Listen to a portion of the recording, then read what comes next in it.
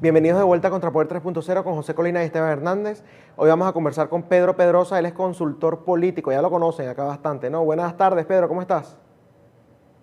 ¿Qué tal, Esteban? ¿Qué tal, José Antonio? Buenas tardes, saludos para todos. ¿Cómo estás, Pedro? ¿Cómo te ha ido? Bienvenido a Contrapoder 3.0. Bueno, eso de cómo me ha ido, pues aquí vivir es ya que te va bien. O sea, Sí, la depauperación, la degradación de lo que debería ser la vida de una persona, que ya te lleva a un límite, y esta situación de la pandemia ya ha puesto en evidencia cosas que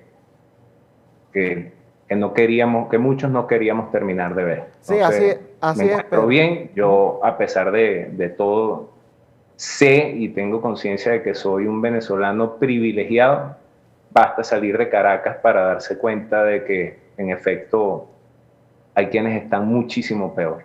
Sí, bueno, y justamente para hablar de eso que hablas de la degradación, ¿no? De ese tipo de cosas, vamos a empezar por dos personajes bastante degradados a mi juicio, Stalin González y Enrique Capriles, que los agarraron negociando con el régimen en Turquía, bueno, mientras que ahora están en contra de Juan Guaidó, ahí tienen una pelea, ve a saber tú si es real o no, pero me gustaría saber tu lectura al respecto. ¿Tú qué puedes sacar de estas reuniones que están, o de esta división que hay entre Capriles ahora y Guaidó, de las acciones que ha tomado Guaidó, de esa reunión que hubo en Turquía? ¿Qué piensas tú sobre todo esto? Bueno, Esteban, José Antonio, lo primero que tengo que decir es que podemos hacer un análisis sobre esa situación, pero quiero dejar como marco para todo lo que terminemos diciendo de las situaciones particulares que se han presentado en esta última semana, que no han sido pocas, que cualquier cosa que hagan los personajes que conforman la flora, la fauna y el panorama político dentro de Venezuela, entiéndase, los actores políticos que tenemos ya 20 años, unos más, otros menos, observando, es absolutamente irrelevante para efecto de conseguir una solución real y sustentable para la situación que vive el país.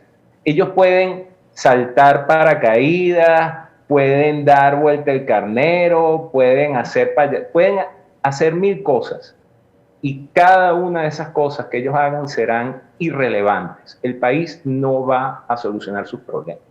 No fue que los descubrieron, fue que al señor canciller de Turquía, él, en ejercicio de sus funciones y pensando que estaba hablando de cualquier país del mundo, se le fue el yoyo, como diríamos en criollo.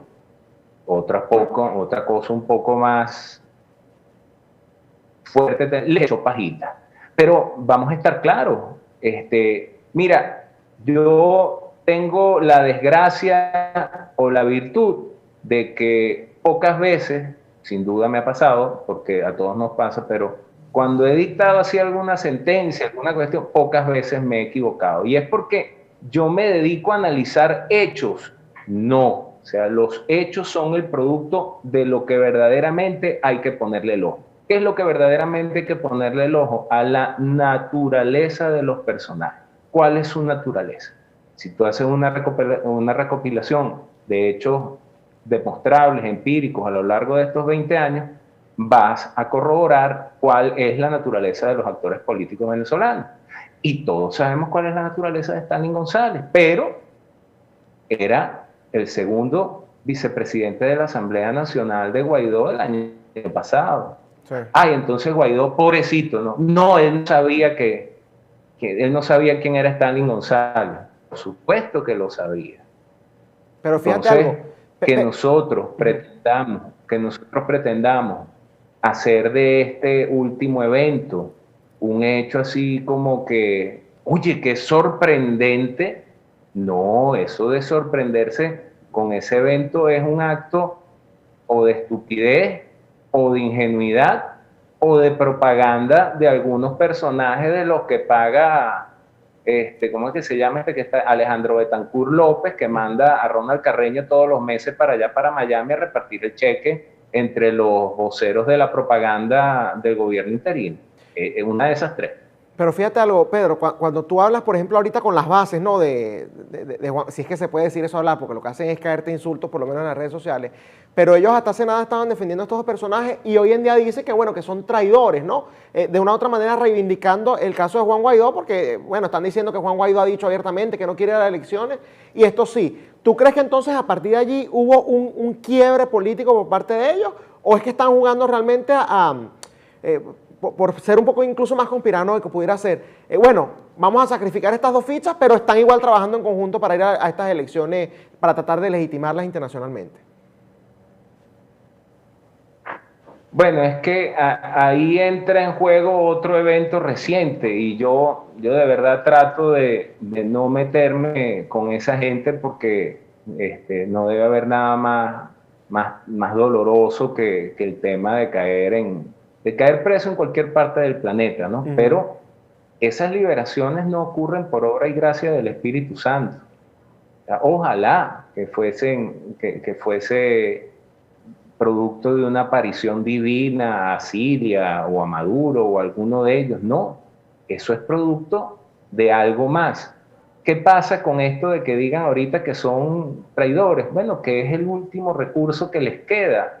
¿Y por qué les queda ese recurso? Bueno, porque cuentan con reitero, porque aquí es importante señalar, y ustedes lo están viviendo en carne propia ya en Estados Unidos, aquí es importante señalar el papel de los medios de comunicación y en particular de unos personajes que yo los llamo los opinion shapers, los formadores de opinión, que por razones de irrelevancia, ya que toda la audiencia y los venezolanos los conocemos, no me voy a poner a señalarlos uno por uno.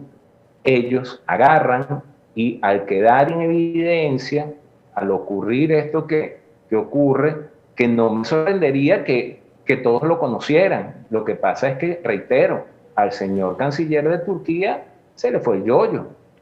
Pero ahora, cuando se le va el yoyo a este señor, les queda el recurso de que, bueno, contamos con el aparato de propaganda, vamos a señalarlos de traidores, vamos a execrarlos y vamos a continuar en lo que sabemos hacer. Mira, aquí hay algo muy importante que señalar en función de la naturaleza de los actores.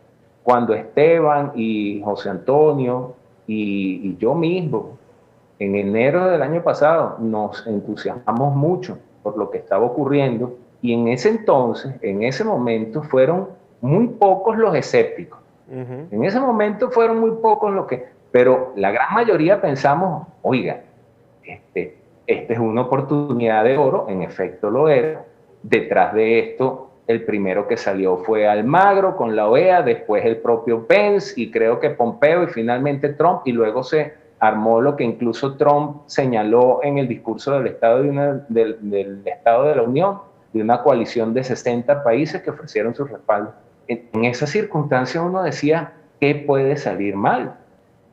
Bueno, puede salir mal que los actores políticos venezolanos, su única estrategia desde ese momento era alargar esto lo más posible, esperando que llegasen las elecciones que van a ocurrir ahorita en noviembre 3, para ver si en los Estados Unidos había un cambio de administración que le permitiese a personajes que ya ellos tienen en avanzada, como Ramón José Medina, como Leopoldo Martínez Nucete, como Armando Briquet, que ya estaban involucrados en negociaciones con Cuba. Bueno, entonces la distensión de las sanciones, la reapertura de relaciones, y para la administración demócrata, ¿qué va a ser lo importante en Venezuela? Que haya elecciones.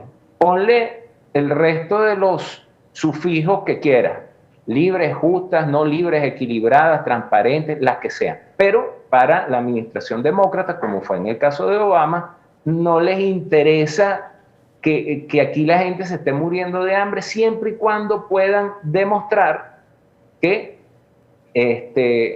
hay unas elecciones, lo cual me lleva nuevamente a la liberación de los presos y a lo que hace Capriles y Stanley González. Ahora bien, Pedro. Yo sospecho y... Dime. No, termina la oración para hacerte una pregunta. Ok, yo sospecho, y esto es una especulación, ¿verdad? Pero no quisiera descartarla, que ya esta gente sabe lo que va a pasar en noviembre 3 en los Estados Unidos. Y entonces están jugando adelantados, dicen, vamos a soltar los presos, Claro. vamos a abrazarnos, vamos a darnos besitos, vamos a quitar cualquier excusa que puedan tener los Estados Unidos para actuar de cualquier forma sobre Venezuela, porque la actuación de los Estados Unidos, y con esto termina esta parte, significaría el fin del modelo rentista como lo conocemos. O sea, estas dos élites que se han enquistado en torno al poder económico y el poder político perderían gran parte de su negocio. Y eso es lo que desde el G4, Guaidó, Leopoldo López, enchufados, etcétera, etcétera, han sido férreos guerreros defensores de que eso no suceda, sí, de que cambie cualquier cosa, de que cambien las caras, pero que el sistema que llamaba Juan Carlos Rey, el pacto populista de conciliación de élites, no cese, pase lo que pase. Ahora bien, ¿tú crees que las elecciones del 6 de diciembre, con estos movimientos que se han dado, la comunidad internacional las va a reconocer o no las va a reconocer desde tu punto de vista? Mira, lo que pasa es que la comunidad internacional, decía el profesor, no lo voy a nombrar, pero muchos sabrán a quién me refiero con la frase, ¿no? Un buen profesor que tuve en la Universidad Central en el posgrado, militar retirado también, decía: el derecho internacional es una entelequia producto de las mentes calenturientas de algunas almas filantrópicas, ¿no? Lo decía de otra manera porque él había sido del ejército y es bastante duro con las palabras. Mira, para efectos de sostenimiento del poder en Venezuela, lo que piensa la comunidad internacional al régimen y a sus socios de la oposición les vale madre. Y se apoyarán, como ya lo han hecho, se apoyarán más que nada en la posición de la Unión Europea, que es Europa, de paso, es un continente que ha decidido suicidarse en función de algo que ustedes han comentado con otros invitados, con Agustín Laje y con algunos otros brillantes invitados que han tenido, en función de la agenda globalista. A Europa también lo que le interesa es que aquí haya unas elecciones. Es que la fachada de democracia y la democracia de ir a elecciones y que con eso ya basta para que sea democracia, así no exista república, entonces ¿qué harán? Bueno, harán lo mismo que hicieron a mediados del año pasado cuando las negociaciones de Barbados, creo que fue. Irá el eurodiputado Leopoldo López Gil a hablar con el secretario de Estado del Vaticano, Pietro Parolin, que ya tienen experiencia en darle la bendición a pactos criminales porque lo hizo con el acuerdo entre Santos y la FARC. Irá a Noruega, que también tiene experiencia en eso, y entonces operarán en Europa para ir suavizando las cosas, para decir, bueno, es que mira, después de 20 años ya se han puesto de acuerdo, y al país, al interno, le meterán el pretexto de la paz, del gobierno de unidad nacional, de una cantidad de eufemismos que al final van a ser irrelevantes, porque lo que nosotros estamos viendo en el microscopio de la política venezolana, de la actuación cotidiana de los actores, se escapa de vista que ya tenemos 2 generaciones de niños adoctrinados. Sí. Que ustedes podrán decir que todo el país está en contra, pero aquí se adoctrinó en las escuelas bolivarianas desde niños pequeños. Yo, siendo oficial activo, recibí un grupo de niños del Táchira que las profesoras le hacían gritar Táchira de frente con nuestro presidente. Tenemos 2 generaciones de desnutridos que jamás podrán hacer uso pleno de sus facultades porque se habrán desarrollado con algunas deficiencias. Tenemos grupos fundamentalistas en Venezuela, tenemos a la FARC, tenemos el ELN, tenemos el arco minero destrozado, tenemos a Turquía extrayendo alrededor de 20 toneladas de oro anual. O sea, tenemos una cantidad de vicios instalados en Venezuela que no se van a arreglar con elecciones libres. Ahora bien, pero en ese escenario que planteas, en ese escenario que planteas donde la comunidad internacional no hace peso porque estos tipos hacen lo que les da la gana, todo lo acabas de decir de la FARC, el ELN, el arco minero, las 2 generaciones de desnutridos, tanto físicos como mentales, Entonces, ¿cuál es la solución para Venezuela desde tu punto de vista? ¿Qué se podría hacer entonces ante este cuadro tan patético y tan maquiavélico? Bueno, en primer lugar, hay que dejarse ni siquiera de nacionalismo ridículo, ¿no? Yo escuché en estos días una frase de Charles de Gaulle que me parece muy pertinente, ¿no? Que es que el patriotismo es el amor a la patria por encima de todas las patrias, y el nacionalismo es el amor a la patria a expensas del odio a todas las demás patrias. Entonces, aquí hay que dejarse del nacionalismo balurdo, ¿no? De decir que, bueno, es que nosotros los venezolanos solo no hemos podido en 20 años, y no hemos podido no porque el país no haya tenido la fuerza, no porque la población no haya tenido la fuerza y la voluntad de hacerlo, sino porque hemos estado en manos de una élite, si es que se le puede llamar élite, de un establishment incompetente que ha neutralizado todas las posibilidades. Cuando murió Chávez, el primero que salió fue, que nadie lo nombra, pero es uno de los grandes responsables de esta desgracia, el irresponsable el sinvergüenza, el que atropelló a un niño ahí cerca de su casa, de Julio Borges, a decir que, bueno, que había que respetar el duelo del pueblo chavista. Entonces hay que dejarse de nacionalismos ridículos y hay que entender que no podemos solos, ¿verdad? Hay cosas que se utilizan únicamente para retórica barata en medios de comunicación, como es mencionar a los cubanos y a los chinos y a los rusos. Bueno, hay que terminar de decir que Venezuela es un país ocupado. Sí. Venezuela es un país que se encuentra ocupado. En función de la ocupación, nosotros necesitamos a un De Gaulle, que no lo había nombrado previamente porque fuese a llegar acá, pero ¿qué hizo De Gaulle? De Gaulle fue a Inglaterra a pedirle a Churchill que necesitaba ayuda para desalojar a los invasores nazis, y no un Petián que tú le pones el papel de Petain a cada uno de los actores políticos venezolanos y le cuadra, porque ellos están dispuestos, a quedarse en la Venezuela, vamos a llamarlo la Francia, sino en la Venezuela de Vichy, ¿verdad? Que ese pedacito, esos espacios, esa parcela de poder que le dieron a Petain ahí al sur de Francia, y convivir con los invasores nazis. Entonces, dicen, no, que tú eres un antipatriota, que no sé qué broma. Mire, no hay un solo francés que se sienta agraviado o que se sienta menos soberano por la participación de los aliados en Europa durante la Segunda Guerra Mundial. En definitiva, y con esto creo que a través de metáforas he pintado un panorama bastante claro, aunque en metáforas, los venezolanos tenemos que entender que el cáncer no se cura con aspirina, y esto es una analogía que he utilizado en otras oportunidades. El cáncer se cura con quimioterapia. Exacto. La clase política venezolana no está dispuesta a hacer un solo sacrificio. La clase política venezolana no se permite decir algo que le vaya a costar 100, 200 seguidores en Twitter o en Instagram en una tarde.